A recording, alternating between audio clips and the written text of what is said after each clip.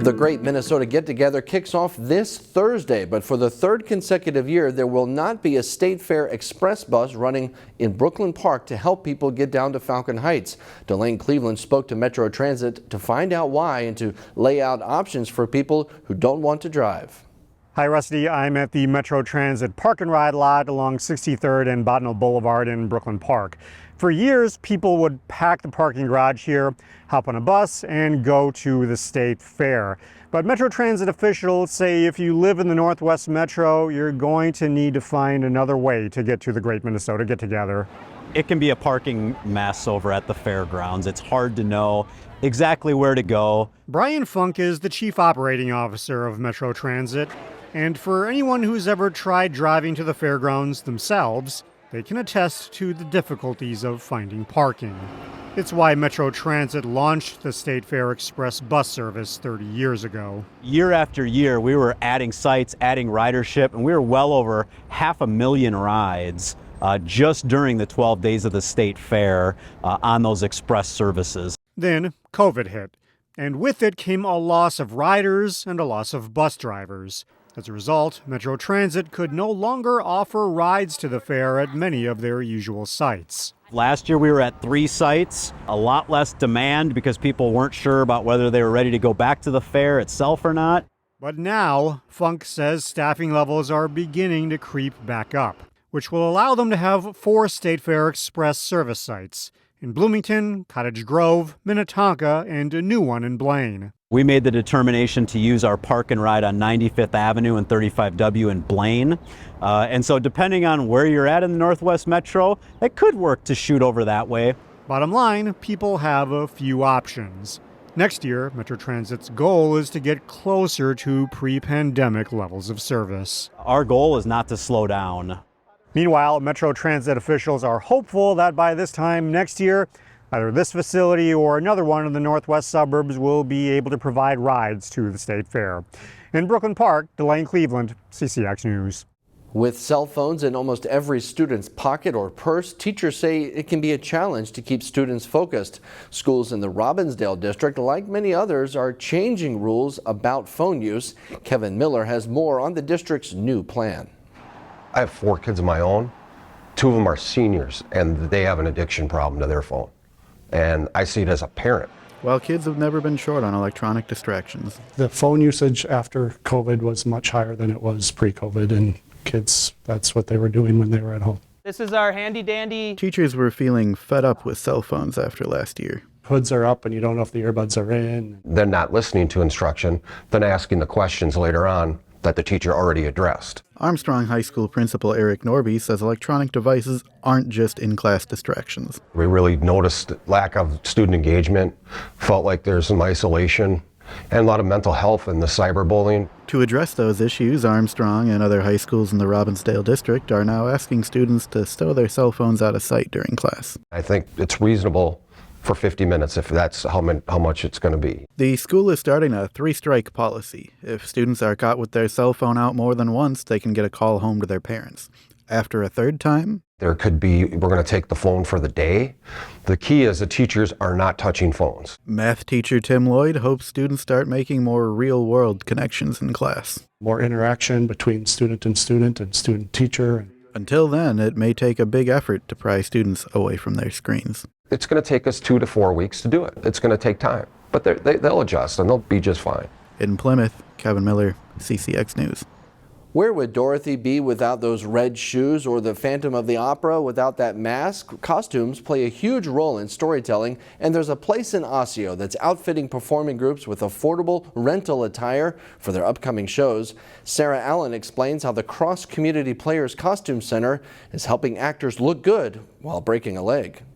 We have several things that are organized by time period. We go back with some things that represent the stylings of 1900s. Here we have our military uniforms. If you are a theater lover, walking into the Cross Community Players Costume Center will make you feel like you are a kid in a candy shop. So we have a lot of 1940s, 50s, some wonderful 1960s polyester, you know, the heavy knits that we were wearing at that point. Costume shop manager Lori Shorts runs the all-volunteer shop. This is all the menswear shirts. They're sorted by color. The center rents costumes and props at an affordable rate to churches, schools, and others in the theater community. We do a lot of community theater, private theater. We serve some filmmakers and just anyone who needs something that changes the time period of the clothing that you can find on the streets right now. Having these costumes neatly organized and all at your fingertips draws local customers and those from as far away as Bemidji and even Iowa. Saves them multiple trips to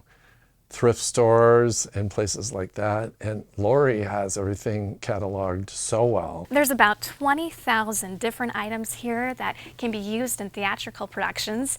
Everything from the dress that I'm wearing that was in Beauty and the Beast to military uniforms and even this prop from Mary Poppins. There's tubs floor to ceiling all the way around. The one-stop shop has been collecting the costumes for about 40 years. We oftentimes use trench coats, raincoats, leather jackets, 12 or 15 at a time if we're doing grease. Shorts' sewing skills and her children's drama passion is what made her take on the role as the costume manager. I have been able to do some projects with them as young adults now too, with some theater experiences they've been doing. That and knowing what she does supports the performing arts makes it the right fit for her. We just know it just helps build better people, and we want to foster that whenever we can and to help them grow and to help them see their world a little larger. In Osseo, Sarah Allen, CCX News.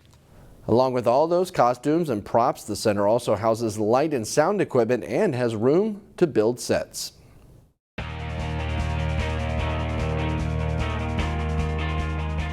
The 2023 CCX Sports Hall of Fame show is coming up in just 2 weeks.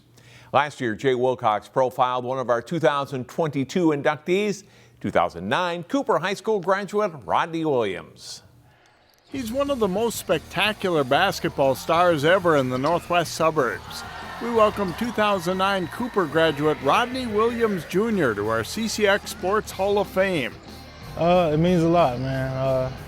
Coming up playing basketball, you have all these dreams and admirations to, do all this stuff in the NBA, but then as you get older, you kind of realize that you got to be a little more realistic sometimes. So, this Hall of Fame is something that I definitely will cherish, and I'm really excited about. Think Rodney Williams, and the first thing that comes to mind, the dunks. Eye-popping leaping ability was Rodney's calling card. He was part of 2 state tournament teams at Cooper, one coming in his first varsity season as a 9th grader when he played a supporting role to senior stars Jefferson Mason and Jermaine Davis as the Hawks placed 2nd. Freshman season, I remember those games. It was crazy. I've never been in an environment like that. Playing in the Target Center in front of the whole town. That was a lot of fun. Freshman year is a run that I'll never forget with those guys, Jefferson, Jermaine, Dennis, Adam, all those guys. As a junior, Rodney and the Hawks upset Osseo in the Section 5 4A final to return to state, with his defense playing a key role to save the win. As a senior, it was Osseo's turn to upset Cooper in the final, showing that nothing's a given. It prepared me for college. If anything prepared me to go play at the U, it was those junior and senior section title games. Like you said, junior year, nobody had us get into the championship of the sections, and we got there off of a crazy block at the end of a game. We had guys, kind of having some trash talk, texting back and forth, because I played with Carrington in AAU, and I also played with Zach Peterson since I was little. For me to have the game-winning block on Carrington, that was probably one of my best moments. Williams was a Mr. Basketball finalist and first-team All-State pick as a senior. The big wins, the big dunks, they're great memories, but the relationships at Cooper are what made Rodney's famous smile come out, then and now. I love to smile. I'll never forget when I first was named the interim head coach at Cooper High School.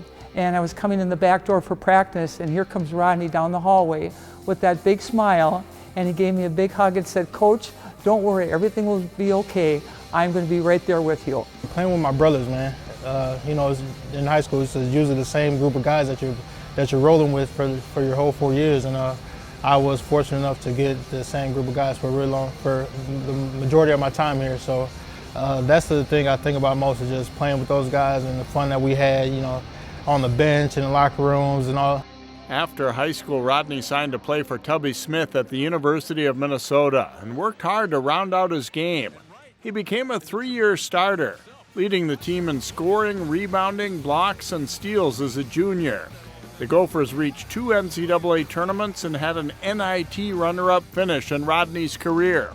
I think Cooper was probably the most fun time I had playing basketball, but the U was definitely right there. Playing in front of your hometown, playing against all those people at the barn. We had the barn rocking every single time. There was nothing like it, man. Williams went to training camp with the Philadelphia 76ers, and his NBA dreams seemed to be within reach.